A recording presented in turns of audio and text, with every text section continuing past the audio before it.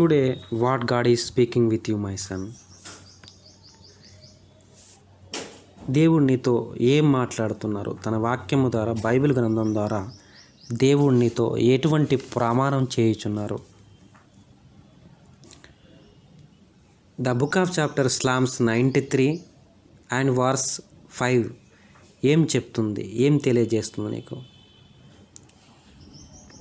నీ శాసనములు ఎన్నడూను తప్పిపోవు యెహోవా, ఎన్నటెన్నటికీ పరిశుద్ధతయే నీ మందిరమునకు అనుకూలము. The testimonies are very sure, holiness becomes thine house, O Lord for ever. దేవుడు నీ శాసనములు ఎన్నడూ తప్పిపోవు అని అంటున్నాడంటే అర్థం ఏంటంటే, దేవుడు తన పిల్లల కొరకు చేసిన వాగ్దానాలు ఏనాడు మర్చిపోడు. వారి జీవితంలో అది చెయ్యకుండా మానడు. ఆయన మాట ఇచ్చి తప్పిపోడు.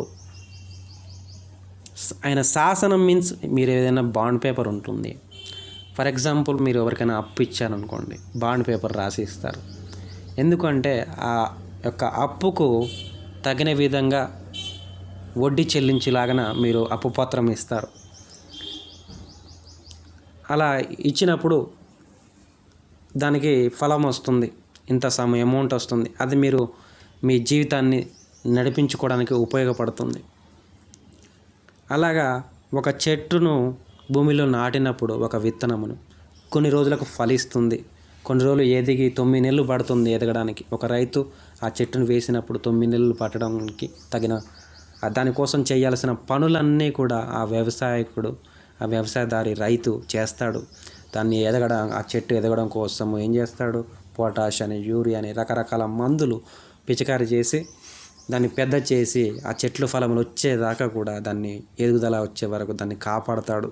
తల్లి చంటి పిల్లను కాపాడి ఎదుగుదల వచ్చే వరకు కాపాడినట్టు ఆ యొక్క చెట్టు ఫలములు 9 నెలల తర్వాత వచ్చిన తర్వాత వాటిని కోసుకొని అమ్ముతాడు. అమ్మినప్పుడు ఆ ఫలములు వస్తాయి. ఆ విధంగానే అలా వచ్చినప్పుడు ఆ ఫలములు తను తింటారు. అలాగే ఆయన యొక్క మాట కూడా వితిన్ 1 ఇయర్లో జరిగిపోతుంది. ఆయన ఇచ్చిన మాట ఆ జరుగుతుంది అని గ్యారంటీ ఇస్తున్నాడు తన యొక్క వాగ్దానం ద్వారా. ఎప్పుడు కూడా దేవుడు ఎన్నటెన్నటికీ పరిశుద్ధతే నీ మందిరమునకు అనుకూలము అంటే అర్థం ఏంటంటే, ఆయన మందిరమునకు వచ్చినప్పుడు పరిశుద్ధంగా రావాలి అని దేవుడు ఆశపడతాడు. పాపం చేసిన వాడు పాపం చేస్తూ నా మందిరమునకు రాకూడదు. అర్థమైందా? నీటిగా పరిశుద్ధంగా ఉండాలి. నీ హృదయంలో ఎటువంటి పాపం ఉండకూడదు, చెడ్డ ఆలోచనలు ఉండకూడదు, చెడుగా ఇతరుల గురించి ఆలోచించకూడదు. నా మందిరంకి వచ్చినప్పుడు మంచి మనస్సాక్షితో రావాలి. ఎంత పరిశుద్ధంగా వస్తారో అంతగా లబ్ధి పొందుతారు.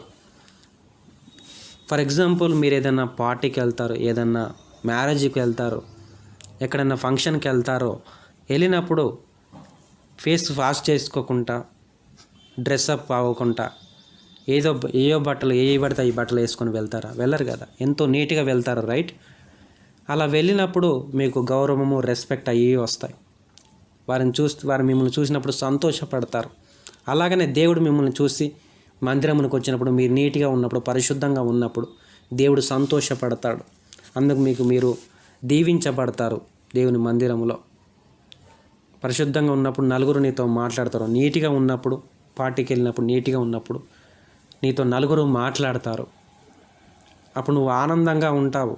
అలా ఎంతగా పరిశుద్ధంగా ఉంటావో, నీట్గా, యథార్థంగా, నీతిగా జీవిస్తావో, అప్పుడు నువ్వు ఆనందంగా, సమాధానంగా, సంతోషంగా ఉంటావు.